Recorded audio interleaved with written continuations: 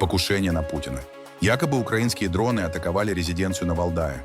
Трамп в шоке, но пока хочет проверить слова Путина на честность. Зеленский отрицает покушение на Путина. Американские политики призывают просто перестать стрелять. Удар по Ирану. Трамп обещает вторую серию бомбардировок ядерных объектов. С Новым годом, с новым мэром. Нью-Йорк готовится к новому главе города. Быстрее скорости звука. В Китае тестируют новый сверхбыстрый поезд. Это вам не сладенькие Санта-Клаусы. Дьяволы, ведьмы и лесные чудища со злыми духами. В Германии традиционный новогодний праздник ужаса и веселья. А теперь об этом подробно и по делу. Это один день. Не забудьте подписаться и поставить лайк этому видео.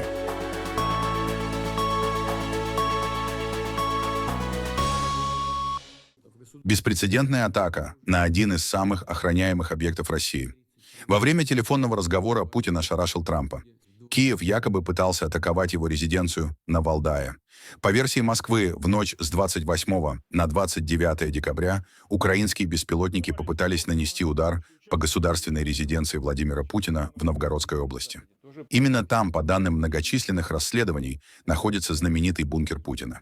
Министр иностранных дел России Сергей Лавров утверждает, что резиденцию на Валдае атаковал сразу 91 украинский дальнобойный ударный беспилотник. Минобороны России настаивает, что все они якобы были уничтожены средствами противовоздушной обороны.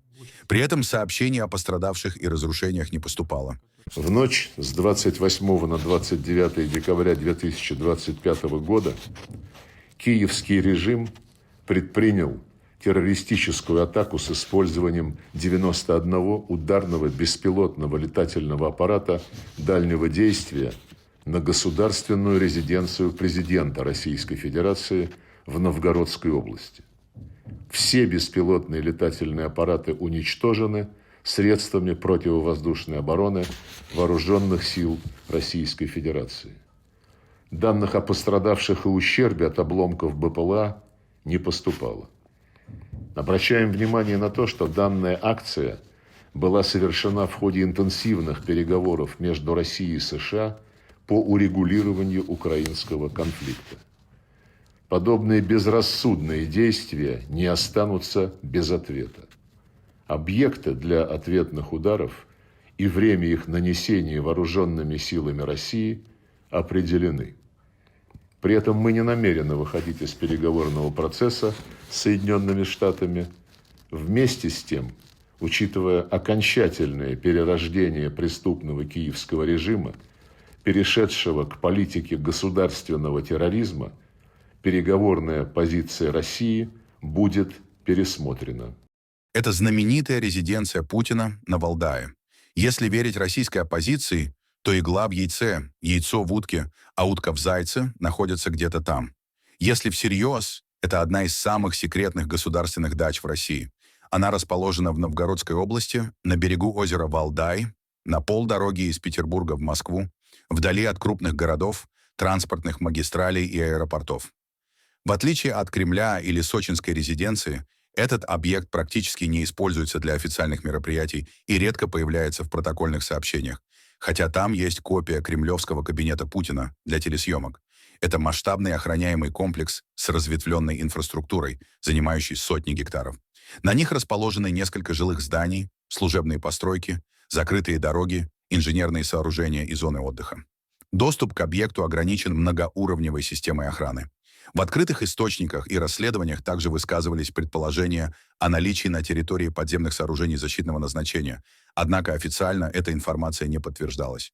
Именно поэтому валдайскую резиденцию нередко называют одним из ключевых мест пребывания Путина вне Москвы.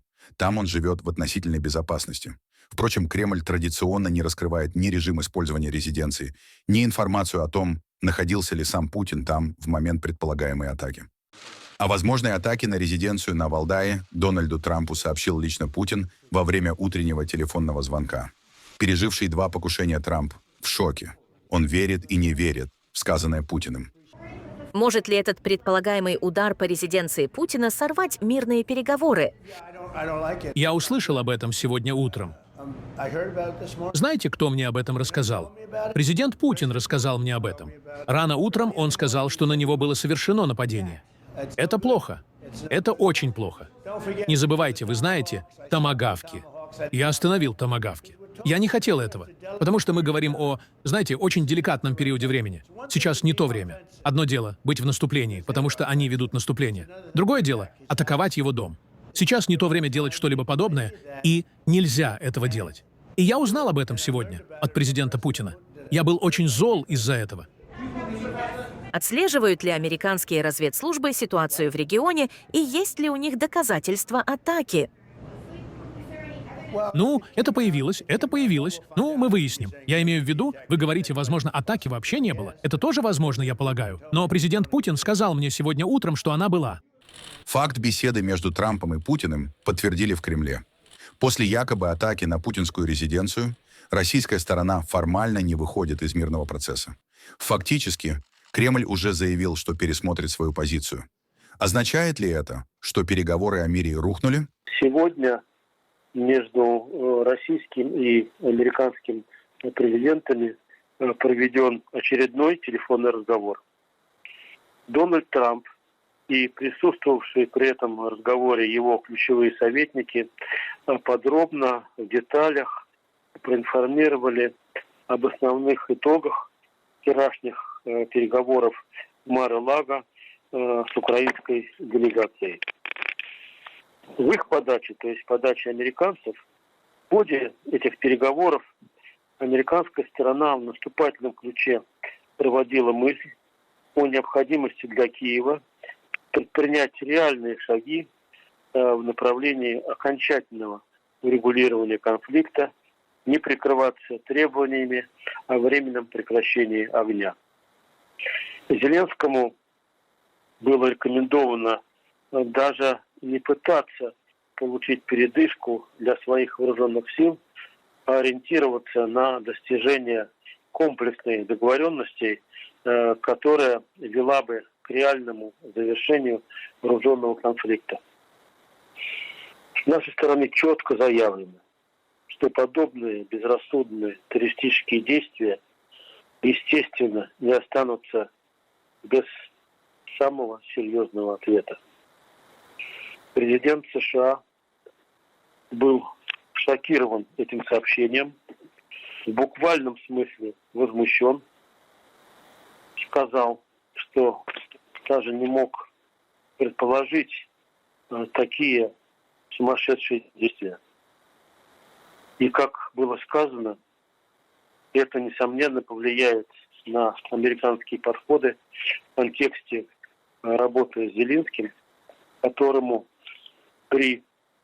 которому нынешняя администрация, как сказал сам Трамп, слава богу, не давала томагавки. А резиденцию Путина вообще кто-то атаковал? Десятки экспертов в мире уже высказали сомнения в правдоподобности кремлевского рассказа. Российские ведомства не первый раз путаются в цифрах, но на этот раз рассказы Путина и Лаврова опровергло само Минобороны России. В его утренней сводке говорилось, что якобы были сбиты 89 беспилотников, из них 18 над Новгородской областью. А вечером Сергей Лавров заявил, что только над Новгородской областью беспилотников было целых 91.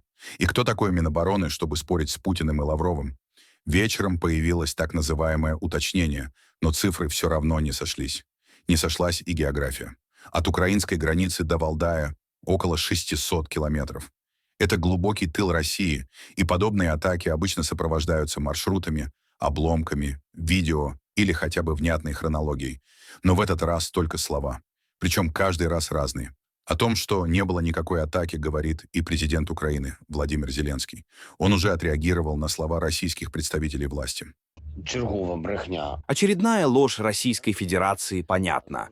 Они поняли, что вчера у нас была встреча с Трампом, и поняли, что для русских, если у нас с Америкой нет скандала, а есть прогресс, для них это провал, потому что они не хотят заканчивать эту войну и способны закончить ее только через давление на них.